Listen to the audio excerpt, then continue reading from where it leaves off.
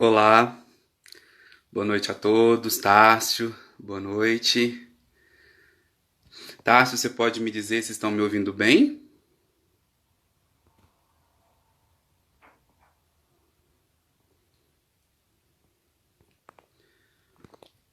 Tiago Cardoso, nosso palestrante da noite, já está aqui conosco.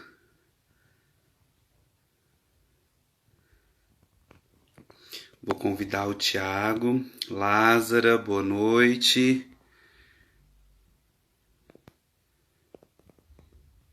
Vou tentar fixar aqui nos nossos comentários o tema da nossa live. A boa notícia de Jesus. Deixa eu tentar fixar o comentário. Não estou conseguindo fixar o comentário.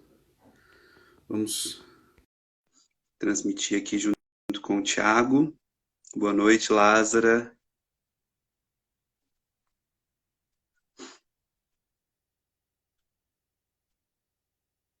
O Tiago, nosso palestrante da noite, já está entrando.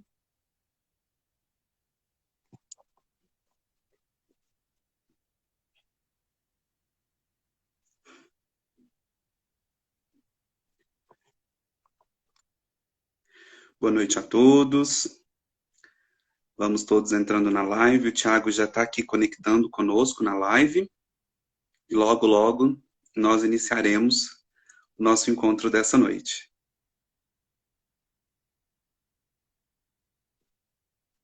Eu acho que a gente está com algum problema de conexão com a entrada do Tiago. Eu vou convidar ele novamente. Deixa eu pegar aqui, Tiago. Adicionar.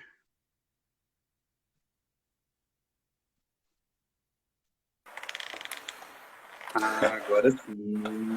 Deu certo. Deu certo. Tudo bem, Thiago? Tudo jóia. Coisa boa, meu amigo. Eu tentei fixar aqui nos comentários o tema da nossa conversa de hoje, a boa notícia de Jesus, mas acabou que eu não estou conseguindo fixar ele. Não tem problema não. Vamos lá. Thiago, em nome do Grupo Espírita Leon Denis, eu quero agradecer muito você ter aceitado o nosso convite para estar conosco hoje à noite. Nós estamos aqui com esse formato diferente, né? Adaptado à realidade do momento. E fazendo a abertura, eu peço aos bons espíritos que nos inspire na noite de hoje. E especialmente inspire a você para que realmente a sua mensagem seja uma mensagem que vá tocar profundamente quem porventura tiver acesso ao nosso diálogo e às reflexões que você fizer nessa noite. Então, com a bênção de Jesus, dos nossos amigos espirituais, com o amparo de todos aqueles que nos guiam, nos coordenam nos trabalhos, nós abrimos oficialmente essa live, na certeza de que a mensagem de Jesus é sempre uma excelente notícia. E hoje eu acredito que você está aqui igual Humberto de Campos, um verdadeiro jornalista nos trazendo essa excelente notícia de Jesus. Então, a palavra é com você, fique muito à vontade e nos dê excelentes notícias. Pode deixar. Tá me ouvindo direitinho? Tá tranquilo o áudio? Eu estou ouvindo você muito bem. Uma coisa que eu quero ver com você é se você quer deixar um espaço para o final, para a conversa, se você quer que eu desabilite os comentários enquanto você fala. Não, tá tranquilo. Pode deixar o pessoal aí comentando aí. Que é bom Tá que a gente certo. vai adaptando a fala conforme for. Ô, Thiago, e antes de você começar, eu sou muito conversador, mas eu vou deixar você falar, tá? Mas assim, só para quem Certo. não te conhece como eu, que também ainda não tive o prazer de te conhecer pessoalmente, quem é o Thiago? Bom, então eu me chamo Tiago Cardoso. Eu sou daqui de Uberlândia mesmo. Sou um trabalhador do Centro de Assistência Fraternidade Universal, no bairro Esperança. Colaboro também nas atividades da Aliança Municipal Espírita, na área de estudo do Evangelho de Jesus, assim como na União Espírita Mineira. E também integro o NEP Paulo de Tarso, em parceria com o Arthur Valadares, a Flávia, juntamente com o Taciro, o Rafael, a Amanda. E lá eu colaboro com a série do livro Boa Nova, aqueles 30 capítulos lá. É mais ou menos isso que a gente faz por enquanto. Mas se quiser trocar tudo isso por um menino que gosta de Jesus, eu fico mais feliz ainda. A Márcia aqui resumiu. Ela trocou isso tudo por um doce. Diz que o Thiago é um doce. Muito obrigado. Thiago, fique muito à vontade, por gentileza. Certinho. Bom, pessoal, então o tema que eu pensei de nós tratarmos na noite de hoje, que é justamente, a boa notícia de Jesus, nada mais é do que um outro nome ou uma outra forma da gente falar do próprio Evangelho. Por quê? O Evangelho vem do termo grego, euangelion, que significa boas novas ou boas notícias. Mas por que você pôs boa notícia, Tiago, ao invés de colocar Evangelho ou boa nova? Porque vai passando o tempo, nosso sistema fica batido, Aí a gente tem que tentar trocar pelo menos nas palavras, porque se deixasse eu colocava Jesus em todas. Então a gente tem que ir adaptando para ficar um pouquinho mais fácil. Mas a primeira coisa que a gente precisa resolver aqui é porque se é uma boa notícia, se é uma mensagem, a gente deve imaginar como se fosse uma carta. E se é uma carta, duas perguntas são necessárias a se fazer. A primeira delas é quem é o remetente e a segunda, quem é o destinatário. Então, uma das primeiras coisas que passa pela nossa cabeça é que o remetente dessa carta, ou seja, quem envia a carta, seja Jesus. Então, tem muitas pessoas que colocam Jesus como a boa nova, Jesus como o Evangelho. Mas e se eu disser que não? Aí as pessoas podem pensar assim, nossa, Tiago, mas já começou errado, Meu Deus do céu. Mas de maneira alguma. Quando nós analisamos a carta de Paulo aos Romanos, capítulo 1, versículo 1, olha o quanto é interessante a definição que ele próprio se dá. Ele coloca assim, eu, Paulo, servo de Jesus Cristo, chamado para o apostolado, separado para o Evangelho de Deus. Então olha como Paulo conceitua. Ele não diz Evangelho de Jesus, mas ele diz Evangelho de Deus. E qual é a diferença? Isso é duro para nós que tanto gostamos de Jesus, Mas o Evangelho é anterior a ele. Então, antes de Jesus nascer enquanto Espírito imortal que nós o conhecemos, o Evangelho já existia, porque o Evangelho é um conjunto de fundamentos de leis eternas de Deus, que servem para todos os espíritos. Enquanto Jesus, em outras palavras, é só o apresentador, mas ele não é de fato a mensagem em si. Então isso é muito interessante da gente começar a refletir. Mas quem seria então o destinatário deste Evangelho? Aí nós vamos encontrar num capítulo chamado O Velho e o Novo Testamento, de um livro intitulado Coletâneas do Além. É uma mensagem de Emmanuel. E Emmanuel vai dizer o seguinte para nós. O Evangelho representa a mensagem de Deus a todos que o buscam no caminho do mundo. Então, quem é o destinatário de tal mensagem? Somos nós todos que tentamos buscar a Deus nos caminhos mundanos, nos caminhos do mundo. Entretanto, esse pelo qual é o portador da mensagem é Jesus, o Cristo. Porque às vezes nós colocamos Jesus Cristo como se fosse um sobrenome, Mas não tinha José Cristo, nem Maria Cristo, só Jesus, o Cristo. E Cristo é uma mudança, que é um termo grego que veio do aramaico e do hebraico, que é o termo Mexia. E quer dizer justamente aquele que é ungido, separado, destinado a uma tarefa diferente. E o que significa ungir? Ungir, em outras palavras, é derramar óleo sobre a cabeça de alguém. Aí você fala, mas para quê, Tiago? Para ficar brilhoso? Não, de maneira alguma. Mas é justamente para que essa pessoa seja sacrificada. Aí você fala, cruz credo. Aí não, Mas é justamente isso. Tudo aquilo que nós ungimos para sacrificar, de acordo com a tradição do povo hebreu. Então Jesus, o seu título, entre outras palavras, é aquele que seria crucificado.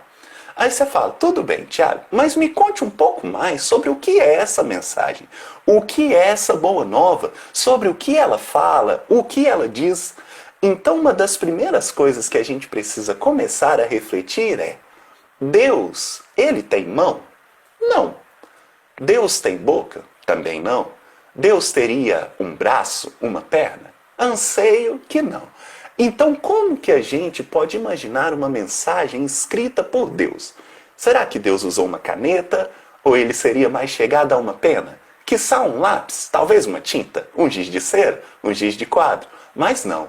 Como Jesus envia a sua mensagem? Jesus utiliza poemas de seres e universos. Então Deus escreve criações. Onde nós vamos encontrar isso? Na poesia de Augusto dos Anjos, no livro Parnaso de Alentum. Ele coloca para nós que Deus escreve poemas de seres e universos, numa poesia intitulada Matéria Cósmica. Então olha que coisa interessante. Se Jesus é o portador da mensagem, ele pode ser também a mensagem escrita de Deus. Aí você fala, Tiago, mas você falou que Jesus não é a mensagem. Ele não é a mensagem, ele é a via de transmissão dela. Ou como ele vai dizer, tudo que eu digo não digo de mim, mas digo do meu Pai que está nos céus. As obras que faço não faço por mim mesmo, mas faço pelo meu Pai que está nos céus. Então olha que coisa interessante. Mas aí você pode se questionar o seguinte, mas Tiago, eu sei, eu entendo e eu compreendo que desde sempre Deus já envia mensagens conosco, Deus já tenta trabalhar conosco essa compreensão da ideia da divindade, essa aproximação conosco. O que muda com Jesus? Porque, entre outras palavras, não seria Moisés também um daqueles que trazem uma mensagem, ou tampouco Abraão, Isaac, Jacó, ou os profetas? Eles também não trariam consigo mensagens de Deus? Certamente. Entretanto, Jesus muda um pouquinho a dimensão da mensagem. Por quê? Quando Moisés, segundo a tradição rabínica, recebe a lei de Deus, ele a recebe em pedras. Então nós conhecemos aquilo como as tábuas dos 10 mandamentos. E segundo a tradição, Moisés recebe aquilo em um monte Horebe, que nós depois rebatizamos através desse acontecimento como Monte Sinai. Então é justamente do Monte Sinai que Moisés encontra a presença de Deus e lá ele sai carregando 2 pedrinhas, um em cada braço. Nós batizamos aquilo de os 10 mandamentos. Então para todo aquele que era hebreu e acreditava no Deus único, para ele era muito simples. Ele pensava o seguinte: onde está a lei de Deus? A lei de Deus, a mensagem de Deus, está nas pedras com Moisés. E se estão nas pedras com Moisés, o que nós precisamos fazer? Precisamos de criar um local adaptado para ficar a lei de Deus. Pensa, lei de Deus é uma coisa importante, a gente não pode deixar de qualquer jeito, né? A gente que gosta dos nossos livros mal acabados, já não gosta de emprestar, deixa num lugar bonito na estante, quiçá a lei de Deus. Então, de acordo com aquelas mensagens que nós encontramos no Antigo Testamento, era necessário construir um lugar que seria a casa de Deus. E aí começa-se a estipular algumas coisas, através da intuição de Moisés, de como seria essa dimensão. E a princípio constrói-se então, constrói-se aquela que ficou conhecida para nós como a Tenda da Aliança. E nessa Tenda da Aliança, era como o nome diz mesmo, é um tendão, gente. Imagina uma lona de circo assim, ó, era aquilo. Mas dentro daquela Tenda da Aliança, existia um lugar separado, um lugar chamado Santo. E aí, nesse lugar, ele era coberto de um véu púrpura, um negócio bonito, gente. E lá dentro ficava um caixote. Esse caixote, na verdade, era um baú chique, folheado a ouro, assim, um negócio diferente. Esse baú nós chamávamos de Arca da Aliança. E dentro da Arca da Aliança ficava justamente as tábuas dos 10 mandamentos. Aí você fala, tudo bem, Tiago, e para que isso tudo? Porque havia uma distinção entre aqueles que poderiam adentrar no lugar santo e aqueles que não poderiam. Então os únicos que poderiam estar naquele local eram justamente os sacerdotes. E como eu sabia se eu era sacerdote ou não, Tiago? Tinha uma regra, pessoal. todos os sacerdotes deveriam ser descendentes da tribo de Levi. Aí você fala, quem é esse, Tiago? Eu sei, Levi é o Mateus publicano? Não, é um Levi mais antigo, porque a história é mais antiga. Quando nós dizemos, por exemplo, a tribo de Israel, o povo de Israel, nós sabemos e falamos direto, né? As 12 tribos de Israel e tudo. Mas a gente não conhece muito bem a história. Às vezes nós reproduzimos como se Israel fosse o nome de fato de um país. Mas não é. Israel era o nome de um homem. Aí você fala, quê? Um homem chamava Israel? Não. Ele chamava Jacó. Depois o nome dele é mudado para Israel. Porque se tem um povo que gosta de trocar de nome, é esse pessoal da Palestina. Gente. Vai trocar nome assim, é o Saulo para Paulo, é o Levi para Mateus, é o Simão para Pedro, e aí vai trocando Abrão para Abraão, e troca nome demais. Jacó foi mais uma vítima. E como que diz a história dele? Ele herdava a questão da presença de Deus. Ele era um dos escolhidos. Ele era aquele que herdaria, então, a comunhão divina, que se inicia com Abraão, passa ao seu filho Isaque e passa ao seu neto Jacó, que é esse que nós estamos dizendo. E Jacó, então, ele tem a sua vida, tudo bonito, tranquilo, mas há um momento na vida dele que ele engana seu pai. E depois ele sai brigado com o irmão gêmeo, Esaú, depois nós entramos. Mas aí, o que nós queremos pegar aqui nessa história? Essa história é o seguinte, há um momento da vida de Jacó que ele tem uma luta simbólica com o anjo de Deus. E aí eles lutam a madrugada inteira, gente. Nossa Senhora, não dá nem sono. E aí no meio dessa luta, o que acontece? O anjo de Deus fere a coxa de Jacó. E fica esse ferimento, entretanto, Jacó sobrevive.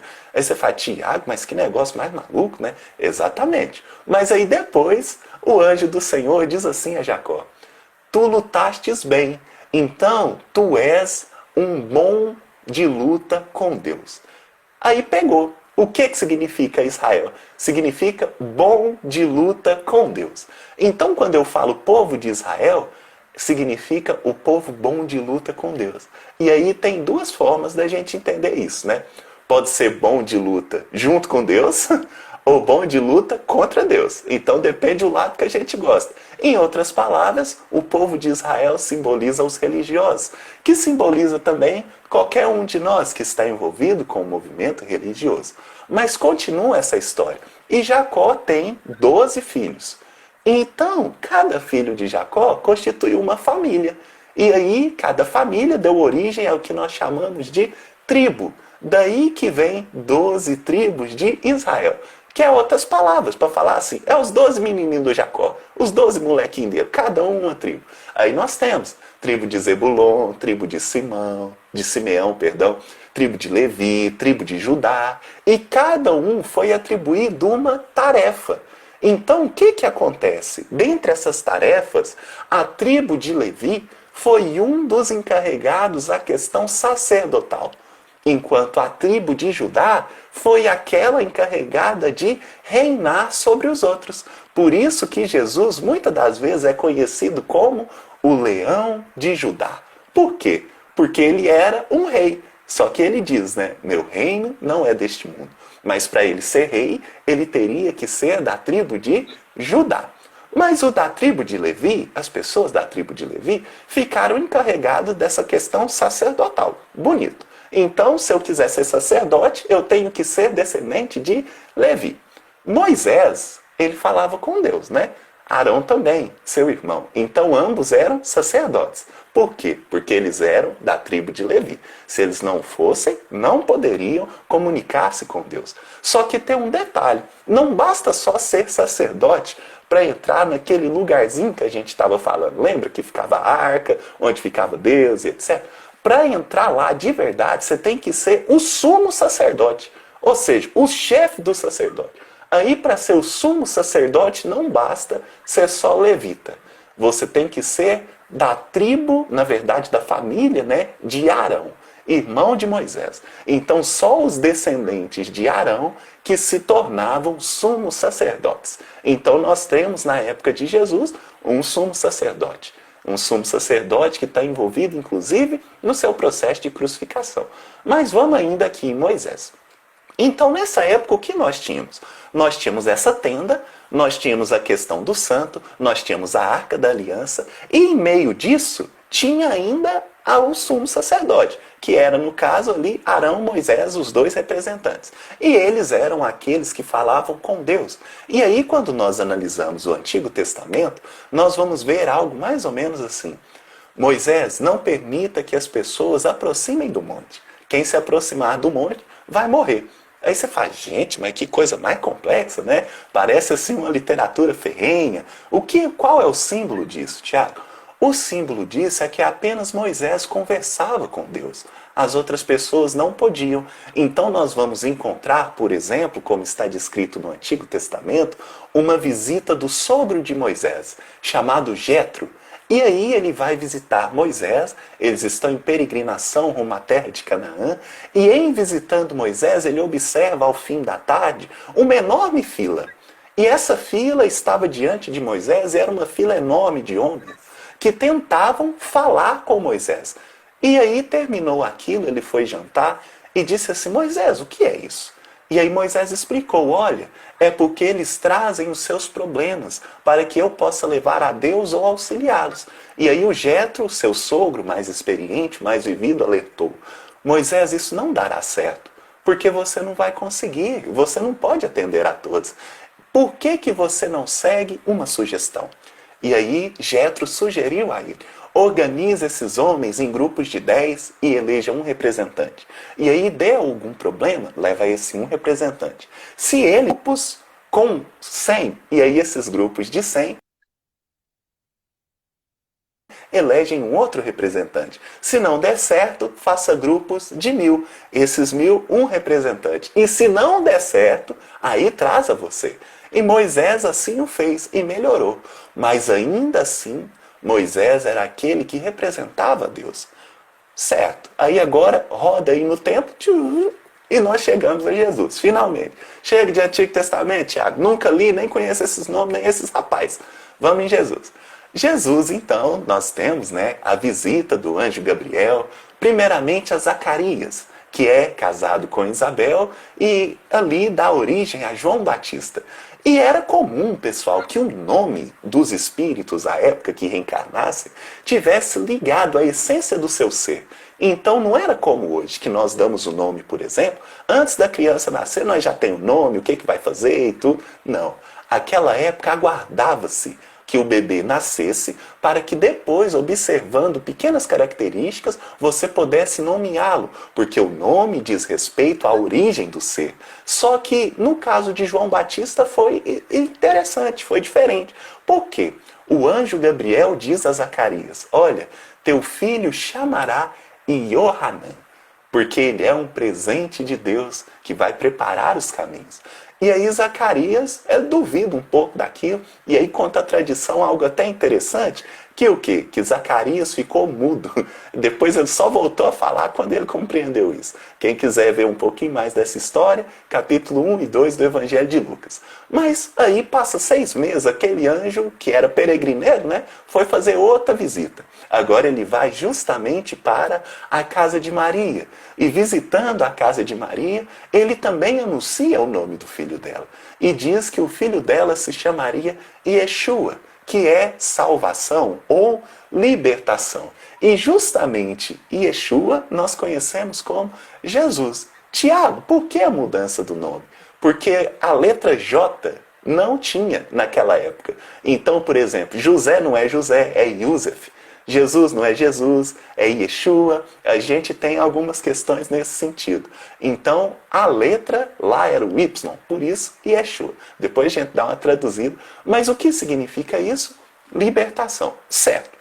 Jesus, como nós sabemos no Evangelho segundo o Espiritismo, né, ele representa o Consolador prometido. Toda a obra da codificação nos fala isso, na verdade. Mas nós temos mais destacado em o Evangelho segundo o Espiritismo por conta de um capítulo que chama Cristo Consolador. Então ele tem ali para nós uma descrição, né, de como seria essa questão do Cristo e nós. E Jesus vem de fato nos consolar com essa boa notícia. Então agora chegamos ao tema da palestra, depois de toda essa volta e colocar o contexto. E Jesus, ele vem e tudo que ele anuncia tem a ver com um reino. Então, a maioria das falas de Jesus que nós conhecemos são as parábolas. E toda parábola de Jesus parece que dá um trem nele, que ele começa assim: o reino dos céus é semelhante a... Aí começa: um homem que tinha 2 filhos, um semeador que saiu a semear, uma mulher que pôs 3 porções de fermento na massa. E é sempre assim. Então Jesus, ele adora, e ele só veio anunciar um reino, o reino de Deus. E aí, às vezes, algumas pessoas fazem uma confusão, que é: Tiago, tudo bem, mas tem diferença? Porque tem hora que é reino do céu, reino dos céus, com S, e reino de Deus. É o mesmo lugar, não é? Como é que é? E aí o pessoal dá uma pulada assim nas interpretações, tem cada coisa custosa, gente. Tem que tomar cuidado. Mas vamos analisar a tradição. Quando Moisés vai falar com Deus a primeira vez, lembra? Lá no Monte Horebe, no Monte Sinai, Deus fala com Moisés. Moisés ainda achava que ele era do Egito, gente. Estava naquela redescoberta, jornada pessoal e tudo. Aí ele tá com as ovelhinhas lá tranquilo. De repente ele olha assim e leva um susto, né? Ele vê um espinheiro pegando fogo. Aí ele fala: misericórdia, o que é isso? E aí já vem uma voz, né? Moisés. Aí ele: nossa senhora, o que está acontecendo? E nesse momento, né, Deus coloca para ele algumas questões e diz para que Moisés fosse, enquanto enviado dele, libertar o seu povo. E aí você fala: nossa, Tiago, mas que coisa, hein? E aí Moisés pensou também: mas que coisa, como é que eu vou chegar lá e vou falar assim: gente, liberta todos os escravos que eu falei com a sarça pegando fogo. E aí ela mandou eu libertar os escravos. Vai dar certo? Não vai dar certo. Então o que aconteceu? Moisés perguntou: me diga quem tu és, para que eu possa falar a eles: olha, foi fulano de tal que me enviou. E aí Deus diz apenas o seguinte a Moisés: tu dirás que... ele vai dizer apenas o seguinte: eu sou o que sou. Então Deus fica sem nome diante da tradição do povo hebreu. Então o nome de Deus é impronunciável. O nome de Deus é representado com 4 consoantes. E quem estuda um pouquinho de língua portuguesa bem o sabe, que o que dá som às palavras são os fonemas. E os fonemas têm a sonoridade principalmente por conta das vogais. As vogais são as responsáveis pela sonoridade. Então aqui, quando tem 4 consoantes, é porque era para ser um nome impronunciável. Então o nome de Deus não deve ser pronunciado. Por isso que tem um dos mandamentos não dirás o nome de Deus em vão. Então o que nós temos? O nome de Deus você não pode falar. Isso é da cultura do povo judeu, que é da cultura do povo israelita. Então pronto. Por que ora nós temos reino de Deus, se Deus nem pode falar, Tiago? Seria Jesus que fala: não vim descumprir a lei, anunciando uma coisa, já descumprindo a lei de cara? Não. Então o mestre falava reino dos céus. Então, se nós analisarmos, por exemplo, o Evangelho de Mateus, porque cada evangelho tem a sua especificidade. O Evangelho de Mateus traz para nós uma dedicatória, né, aos judeus. Por quê? Porque Levi, o publicano, escreve destinado àquelas pessoas que estavam aguardando a vinda daquele que era o escolhido, que era o Messias prometido, o libertador de todos. Então ele escreve para aquele pessoal ali mesmo da Judéia, ou seja, Jerusalém, um pedacinho da Galileia, ali o pessoal daquele entorno, Betânia, Cafarnaum, Betsaida, é para aquelas pessoas que Mateus escreveu. Então lá, quando ele fala acerca de Jesus, se ele é o prometido pelo povo, ele não poderia descumprir a lei. Então Jesus fala reino dos céus. Mas tem um evangelho que é de um rapaz que ele nem pé tinha ali na Galileia, nem na Judéia, nem na Pérea, nem na Samaria. O rapaz era grego, ele chama Lucas. Então essa tradição para ele não fazia nem sentido. Então ele já dá a canetada lá, reino de Deus, tá? E é reino de Deus que Jesus anuncia e pronto. Por quê? Para os gentios, o nome de Deus era muito pronunciado. Tinha até um punhado de Deus. Então nós pronuncia reino de Deus mesmo. Então tem essa diferença. Mas Jesus anuncia ainda o mesmo local. uma mesma mensagem. O reino de Deus ou o reino dos céus dizem respeito a uma mesma ideia. E essa é a missão base de Jesus. Nós encontramos isso no livro Boa Nova, nos primeiros capítulos, salvo engano, capítulo 3, onde Jesus está em Jerusalém e ele é deparado, com um sacerdote chamado Hanã. E aí Hanã interroga: que fazes na cidade, Galileu? E aí Jesus explica, que buscava a fundação do reino de Deus no coração dos homens. Então agora nós já temos o que precisa ser feito e nós temos o lugar onde seria feito. O reino de Deus é a construção. O coração dos homens ou dos seres humanos, no geral, é o local. Entretanto, Hanã questiona sobre ferramentas, É como se ele falasse assim: você vai usar o quê? É um cimento, brita, como é que vai fazer isso aí? E aí Jesus diz que não, mas usaria da vontade, dos nossos sentimentos, e esse é o objetivo do mestre.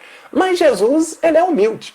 Ele falou: eu não vou fazer essa tarefa sozinho, Vou chamar uma rapaziada para estar comigo. Aí você pensa: já sei.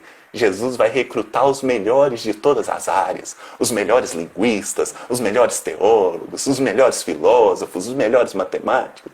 Quando de repente você vai ver, Jesus fala assim: ô Pedro, André, vem cá, é uma proposta para vocês. Vocês pescam, não pescam? Pescamos, sim senhor. Vocês querem pescar uns homens? Aí eles falam: uai, bora! Então é mais ou menos assim que Jesus começa a recrutar os discípulos, aproveitando dos dons de que cada um já fazia. Então ele não vira para Pedro e André, que eram extremamente simples, pescadores, e fala assim: olha, vocês querem construir edifícios e palácios? Não. Ele vira e associa a profissão que eles já executavam, que eram de pescadores. Então ele vira e fala: queres ser pescadores de homens? Vos farei pescadores de homens. Assim como ele vira para Levi, que era um publicano acostumado a recolher impostos, e diz: Levi, queres recolher os bens do céu?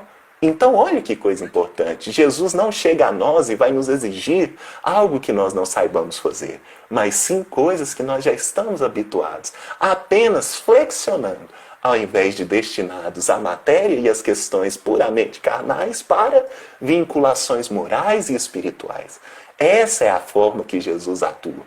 Mas ainda assim você pode se perguntar: mas Tiago, por que Jesus escolhe justamente essas pessoas que não... parece que não tinha muito a colaborar, Mas é justamente isso que nos leva à reflexão. Se fosse gente que já sabia, pessoas muito instruídas, nós não compreenderíamos como funciona o processo de construção do Evangelho. Tanto é que dos encarnados ali, os discípulos nem eram os mais evoluídos. Como que você fundamenta isso, Tiago? Que audácia! Quando a gente vê lá no Evangelho de Lucas, capítulo 7, versículo 28, Jesus diz assim: dos nascidos de mulher, João é o maior. Não é o João Evangelista discípulo, não, é João Batista. Ou seja, dentre aqueles que estavam com Jesus, o mais evoluído nem era discípulo dele, era outros. Aí você fala: gente, Jesus escolheu uns custosos mesmo. Exatamente. E o Emmanuel vai nos fundamentar que é justamente por isso que nós conseguimos entender essa mínima parcela do Evangelho. Porque quem escreve são almas imperfeitas. Porque se fosse da própria cunha de Jesus, nós não compreenderíamos uma palavra sequer. Porque Jesus é um espírito muito além da nossa compreensão. Então é assim que nós vamos colocando medida no Evangelho. Aí você fala: tudo bem, Tiago, entendi. Mas e essa boa nova que você está me enrolando desde o começo? Vamos continuar. A boa notícia, pessoal, Jesus sempre fazia um paralelo. E esse paralelo comumente era feito com parábolas.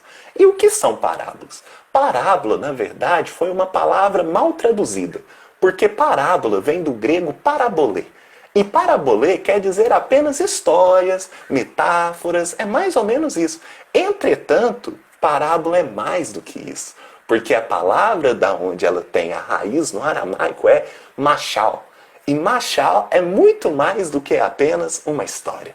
Mas pode ser também um caso, uma ironia, uma brincadeira. Então ela é mais ampliada. Então quando Jesus diz: vou vos contar uma parábola, ou está registrado no Evangelho, ele contou uma parábola, não é parábola, ele contou uma machal. Então é mais amplo o texto. Mas aí fica para uma próxima. Mas entendam que é um pouco mais amplo. E aí vamos continuando. O que acontece? Jesus, ele sempre dava um exemplo um pouco prático. Então a maioria das parábolas de Jesus, ele conta para pessoas simples. São raras as parábolas que Jesus conta para os fariseus, ou os sacerdotes, ou os nobres. A maioria delas é para o povo. Mas entre todas as parábolas de Jesus, tem 7 delas que se destacam para nós, que são conhecidas justamente como as 7 parábolas de apresentação do reino. E essas 7 parábolas de apresentação do reino se iniciam no capítulo 13 de Mateus, porque Mateus é o mais didático. Mateus é tão didático que ele separa para nós por temáticas as palavras de Jesus. Então, o Evangelho de Mateus, se você quer estudar cronologicamente, ele não é o melhor, porque Mateus separa por tema. Pensa, se a gente quebra a cabeça para entender uma parábola de Jesus, Jesus ia fazer essa maldade com a gente de falar 7 de uma vez? Dava tempo nem de lembrar, você está doido. Então, Mateus separa de propósito as parábolas do reino, que está no capítulo 13º. E são justamente a porta de entrada de Jesus para nos mostrar o que ele queria nos trazer. Então nós vamos encontrar lá a primeira e a segunda parábola de Jesus, que são as únicas que ele explica. Não sei se vocês sabem, mas tem parábolas que o próprio Jesus explica. Nós temos a parábola do semeador e a parábola do joio e do trigo. São as únicas que Jesus explica o significado. Porque as outras ele deixa para nós. Também fazer todo o trabalho não dava, né? Então Jesus escolhe essas parábolas para iniciar. Mas aqui nós vemos algo interessante. Jesus poderia dizer assim, olha, o reino dos céus é semelhante a um rei. O reino dos céus é semelhante a uma rainha, a um príncipe, a uma princesa, a um senhor de escravos. Mas ele não diz isso. Ele diz assim, o reino dos céus é semelhante a um semeador. Pensemos nós em termos de proporção. Será que à época de Jesus existiam mais semeadores ou mais reis? Existiam mais semeadores, então mais pessoas se sentiriam contempladas nas palavras de Jesus, enquanto se ele dissesse rei, apenas um ou outro. Então o mestre buscava sempre abarcar um maior número de pessoas. Isso é uma coisa interessante da gente analisar. Então quando Jesus diz assim, olha, o reino dos céus é semelhante a um pai. Às vezes você não é aquele com maior sucesso econômico, mas pai existe em grandes quantidades, independente do estilo de vida da pessoa. Então você fala, uai, mas pai, eu também sou pai. Pai dá para ser. Aí você fala, exatamente, pai dá para ser. E aí o que acontece? Existia na cabeça popular uma seguinte teoria, que era do templo. Lembra aquela tendinha de Moisés, lá de lona, do circo, etc? Agora mudou. Agora passou um tempo, existia um rei aí, um rei bom, rico, cheio de dinheiro, chamava Salomão. É o filho do Davi. Ele falou, não, gente, essas tendinhas aí tá muito ruim para Deus. Vamos fazer uma coisa grande, um negócio bonito. Aí ele faz um grande templo, que é conhecido como o Templo Suntuoso de Salomão, que é aquele que hoje só resta a muretinha. A gente chama de Muro das Lamentações. É só a muretinha que sobrou, gente. Pensa o tamanho daquilo, a muretinha é enorme. Mas aí o que acontece? Salomão faz esse templo lá, um negócio chique, e aí ele coloca um átrio, o trem ficava movimentado, gente, cabia muita gente, mais de 500 mil pessoas. Pensa o tamanho desse negócio. O trem era chique, gente, local chique.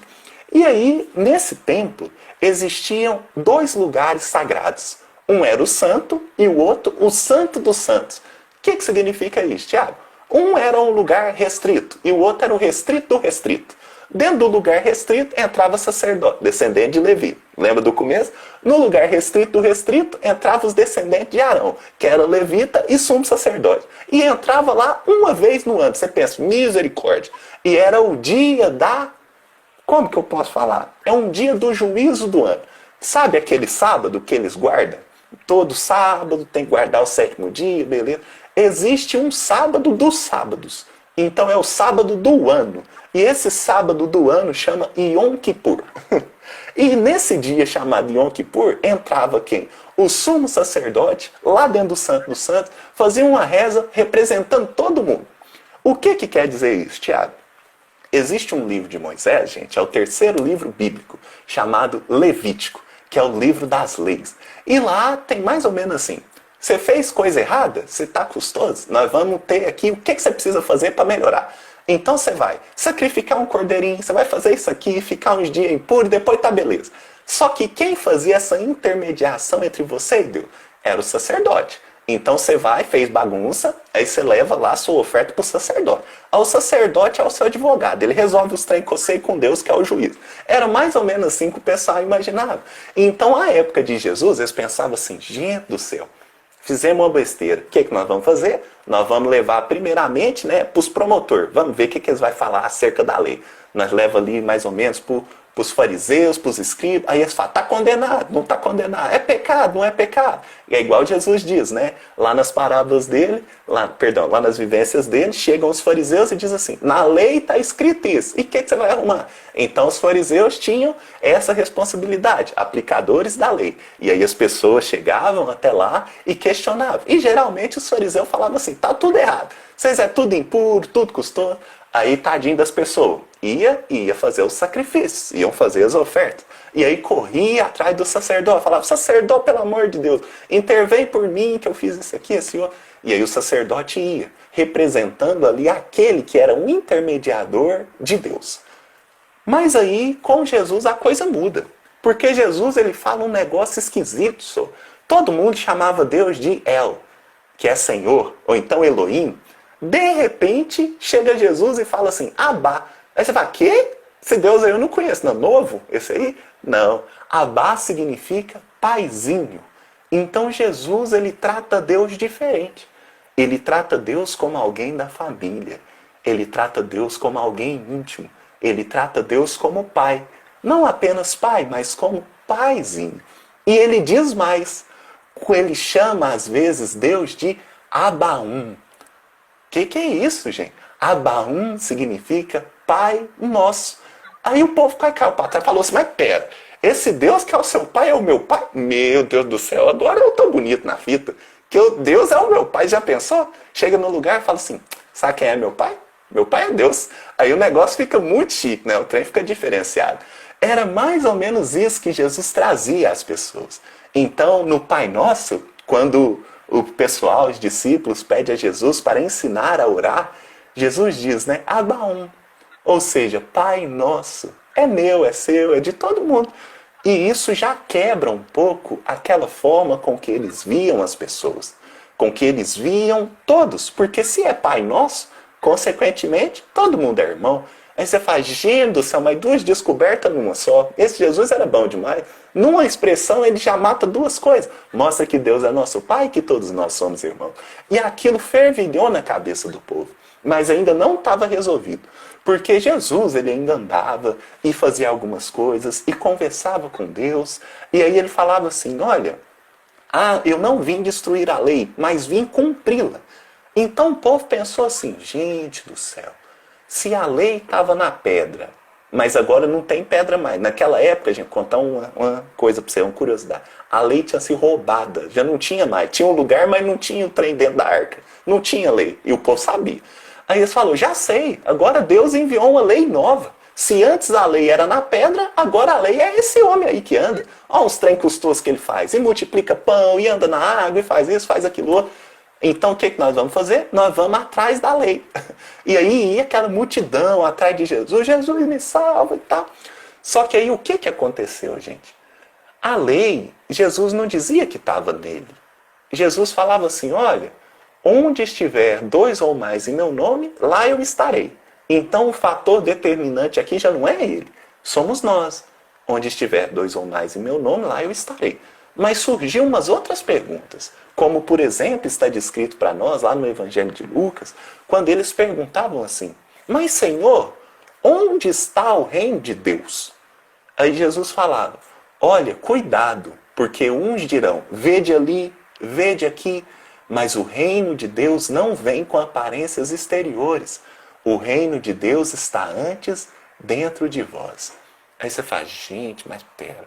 Se é reino de Deus, imagina, se fala assim, reino do Tiago, para ser o reino do Tiago tem que ter o Tiago. Se é o reino de Deus, tem que ter Deus. Então, se o reino de Deus está dentro de nós, Meu Deus, Deus é meu pai, todo mundo é meu irmão, e Deus ainda está dentro de mim? Socorro, não vou dar conta. Aí a felicidade demais num dia só. E era justamente isso que Jesus vinha trazendo. O reino de Deus está dentro de mim. E aí ia girando uma chavinha na cabeça do povo.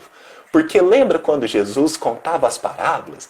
Jesus contava a parábola dizendo assim: o reino de Deus, ou seja, o local onde Deus reina, é semelhante a um semeador que saiu a semear. Aí imagina agora um grupo de semeador, todos os camponeses lá, com o saquinho de semente no ombro, aí Jesus contando a parábola. De repente ele fala: o reino de Deus é semelhante ao semeador. Aí um semeador vira para o outro e fala assim: semeador? Eu sou semeador, não sou? Você é semeador também. O reino de Deus é semelhante a mim e a você. É a nossa vida. O reino de Deus agora é para todos. Aí eles falam: gente do céu, mas eu pensei que o reino de Deus era só para o sacerdote lá no templo. Que o reino de Deus era só para aquele que ficava lá, que era o fariseu. Eu nem sei ler. Como é que eu vou saber a lei de Deus? Mas Jesus falou: o reino de Deus é semelhante a um semeador. Ah, eu não sei muita coisa não, mas semear eu sei. Estou semeando aqui desde que eu nasci. O que é isso? É semente para um lado, para o outro. Aí o pessoal falou: gente do céu. Mas não podia ser só o semeador. Aí Jesus vira e fala assim: o reino de Deus é semelhante a uma mulher que coloca 3 porções de fermento numa massa e a leveda. Aí vira uma mulher que faz bolo, vira para outra e fala assim: uai, você ouviu isso? Eu faço bolo, você põe fermento? Eu ponho fermento. Gente, então é igual nós. E aí elas começaram a se sentir pertencente à criação divina, porque antes era restrito. Então o que acontece? Nós temos uma nova interpretação do que seria o reino de Deus. E assim vai. Aquele que era pai se vê pertencente também. Aquele que era um cultivador, aquele que era um pastor de ovelhas se vê pertencente. Que era o que as pessoas faziam. E aí você fala assim: gente, mas eu não faço nada. Nem trabalhar eu consigo. Eu passo por uma aflição aqui, padeço algumas coisas. Aí Jesus fala assim: não, tem lugar para você também. Porque bem-aventurado é os aflitos, pois serão consolados. Aí aquele que nunca fez nada, tem ficha para mim. Então todo mundo que era excluído, Jesus põe para dentro, porque o evangelho é agregador. Toda vez que há uma impossibilidade de alguém frequentá-lo, não é o evangelho de Deus. Por isso que Jesus coloca, numa das passagens mais enigmáticas de todo o Novo Testamento, ele fala de maneira firme, diz que ele agitou-se em espírito e irou-se quando ele entra ao templo e vê cercado de vendilhões. E ele diz assim: não, vós transformastes a casa do meu pai num covil de ladrões. Não lestes o que está escrito? A casa do meu pai é casa de oração. Toda vez que nós fazemos algo com as palavras de Jesus, que não são todos que podem obter, não é o evangelho. É qualquer outra coisa, mas não é o evangelho. Que Jesus coloca: dai de graça o que de graça recebestes. Então são palavras firmes dentro da nossa atuação cristã.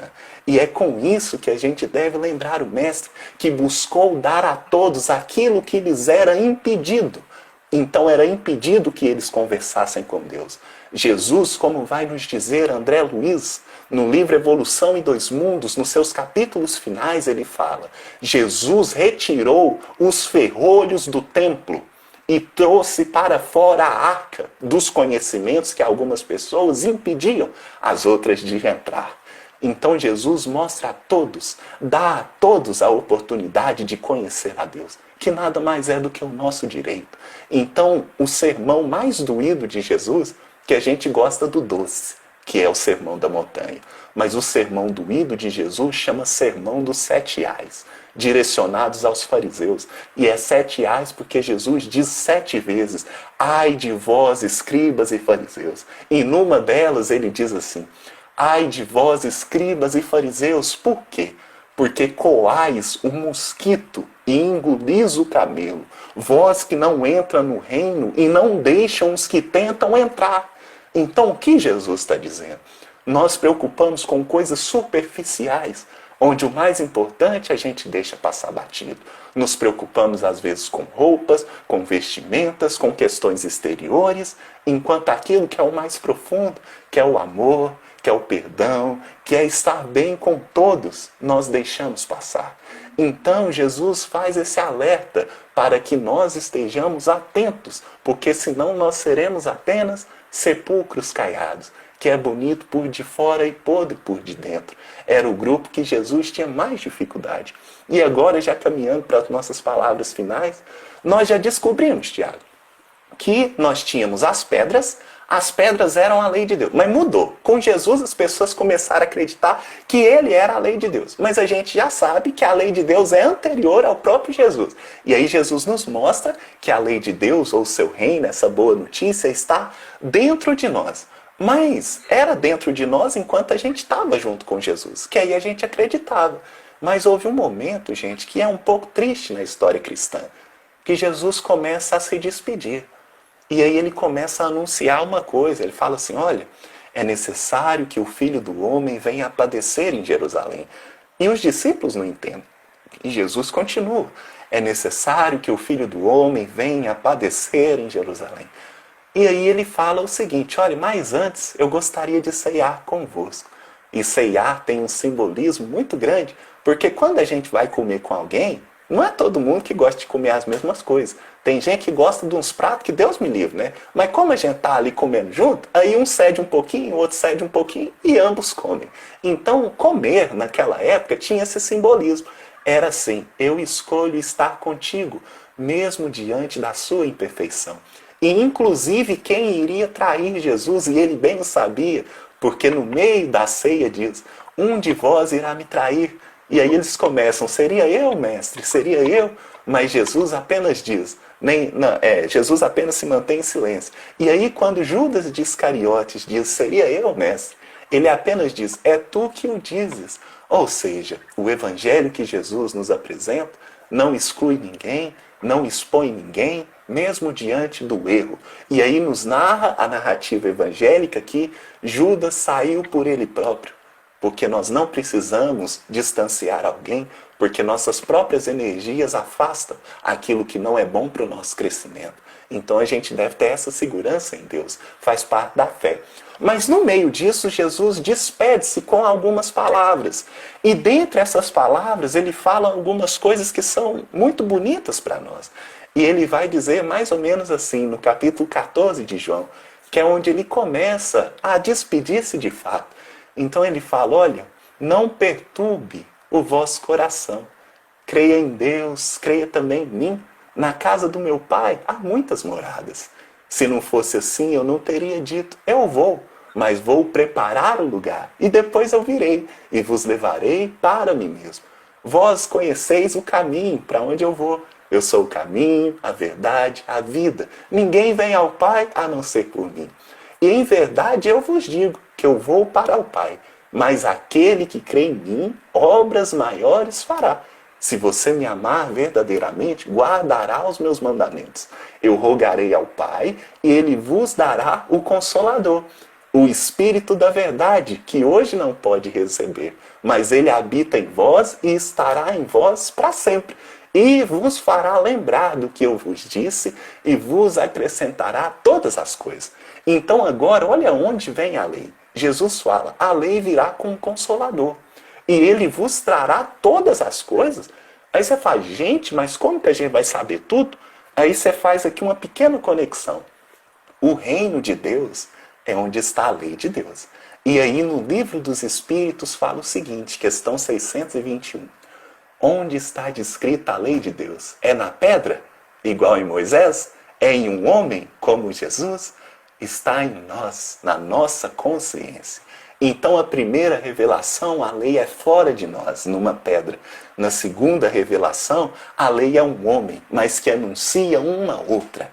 A lei é um homem que traz uma boa notícia, de que nós pertencemos a esse reino também. E a notícia é, vós sois o reino do céu. Vós sois o sal da terra, vós sois deuses. O que eu faço, vós podeis fazer também. Nós somos de uma mesma família. A boa notícia de Jesus é que tem jeito. é que tem como. E a lei já está na gente. Por isso que ela nos revelará tudo. Porque Deus já nos deu todas as ferramentas em germe. Mas aí às vezes você pode se achar ruim, menor, falar, mas eu não dou conta, Tiago. E Jesus já previu isso. E ele diz assim, mas espera lá. Você firme esse semblante, rapaz. Não foi vós que me escolhestes. Foi eu que escolhi a vós, para que vades e deis fruto, e o vosso fruto permaneça. Então Jesus já sabia que tinha hora que a gente ia ficar meio chuá.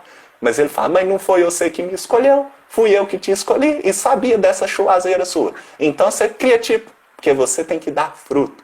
Fruto em abundância, porque nenhuma ovelha que meu Pai me confiou se perderá. Então as palavras de Jesus são muito consoladoras. A boa notícia dele é muito consoladora. Por isso que a última palavra dele no Evangelho de Mateus é, no último capítulo, no último versículo, credes que eu estarei convosco até o final dos tempos. Amém. Então olha que coisa mais boa. Olha que coisa mais gratificante para que a gente se sinta confortável. E aí o último versículo que eu vou ler, eu cabo de verdade, que eu falo demais, é quando Jesus diz assim, lá em João 15, João capítulo 15, versículo 12 ao 15. Ele diz assim, o meu mandamento é esse, que vos ameis uns aos outros, assim como eu vos amei. Ninguém tem maior amor do que esse, de dar a alguém a sua vida pelos seus amigos. E foi o que ele fez. Vós sereis meus amigos, se fizerdes o que vos peço.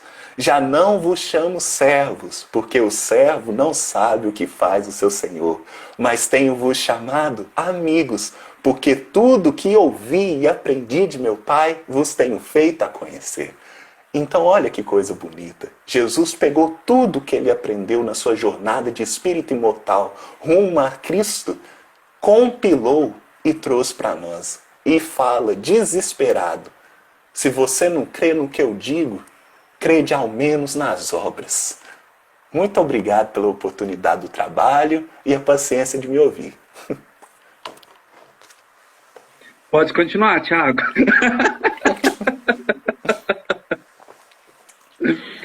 Meu amigo, eu só tenho uma coisa para te dizer. Eu sei que a gente tem que manter uma certa seriedade na live, até porque a gente está fazendo em nome do Grupo Espírita, mas é impossível a gente não colocar o nosso personalismo, né? Menino, como é que eu não te conheço antes? Ah, mas eu te conheço antes. Eu já fui num e-mail, rapaz, isso lá nos meados de 2000 e pouquinho. Tava lá no meio da multidão lá, falei, rapaz, quem é esse menino que fala bem? Era o senhor. Menino do céu, mas hoje que assim, ó, todos os comentários aqui são só esses, Thiago. Enfim, que privilégio nosso poder te aproveitar, poder escutar de você, enquanto você tem a agenda aqui em Uberlândia ainda, porque nessa toada, menino do céu, logo a gente não vai ter nem agenda para te ouvir mais. Vai te ouvir só pela Rádio Fraternidade daqui a pouco. Gente, Thiago, agora falando sério, muito, muito, muito obrigado.